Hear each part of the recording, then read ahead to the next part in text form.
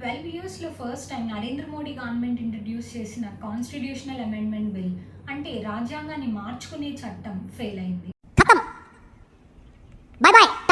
ఆడవాళ్ళకి రిజర్వేషన్ కల్పిస్తూ లోక్సభ ఇంకా స్టేట్ అసెంబ్లీస్లో సీట్స్ పెంచే బిల్ నిన్న 2/3 మెజారిటీ లేక ఫెయిల్ అయింది. ఆడవాళ్ళకి చట్టసభలో రిజర్వేషన్ కంప్లీట్గా పోయినట్టేనా అంటే కాదు, జస్ట్ గ్యాప్ వచ్చింది అంతే. గ్యాప్ ఇచ్చా వచ్చింది. అతని కొన్ని సంవత్సరాలు వెనక్కి తీసుకెళ్దాం.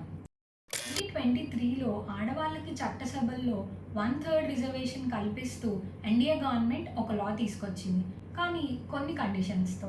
రిజర్వేషన్ ఏదైతే ఉందో అది నెక్స్ట్ డిలిమిటేషన్ కమిషన్ అంటే మన అసెంబ్లీ సీట్స్ని, కాన్స్టిట్యుయెన్సీస్ని, లోక్సభ సీట్స్ని చేంజ్ చేసే ఒక కమిషన్ తర్వాత వస్తుంది అని చెప్పారు. ఈ కమిషన్ వర్క్స్ ఎప్పుడు ఫినిష్ అవుతాయంటే సెన్సస్ ఫినిష్ అయ్యాక. సో ఈ వర్క్స్ అన్నీ అవ్వడానికి ఈజీగా ఒక 5-6 ఇయర్స్ పడుతుంది.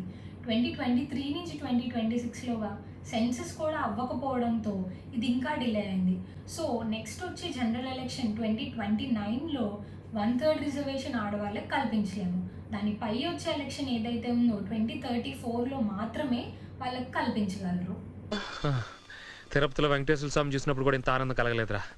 కానీ 2034 వరకు వెయిట్ చేస్తే విమెన్ రిజర్వేషన్ ద్వారా వచ్చిన హక్కులు ఏదైతే ఉన్నాయో వాటికి ఖచ్చితంగా లోటు కలుగుతుంది. కాబట్టి దాన్ని ప్రీపోన్ చేస్తూ నెక్స్ట్ జనరల్ ఎలక్షన్ నుంచి అంటే 2029 నుండే ఎఫెక్ట్లోకి రావడానికి ఏదైతే చేంజెస్ కావాలో దానికోసం ఇంట్రడ్యూస్ చేసిన బిల్ ఫెయిల్ అయ్యింది. సో రిజర్వేషన్ పోస్ట్ పోన్ అవ్వచ్చు, బట్ కంప్లీట్గా పోలేదు. కొన్నిసార్లు రావడం లేట్ అవచ్చేమో కానీ రావడం మాత్రం పక్కా. సెన్సస్ వర్క్ రీసెంట్గానే స్టార్ట్ అయింది కాబట్టి దీని తర్వాత డీలిమిటేషన్ కమిషన్ ఏదైతే ఉందో దాన్ని బేస్ చేసుకుని 1/3 రిజర్వేషన్ మేబీ రావచ్చు. ఈ బిల్ ఇంత దారుణంగా ఫెయిల్ అవ్వడానికి మెయిన్ రీజన్ అపోజిషన్ పార్టీస్.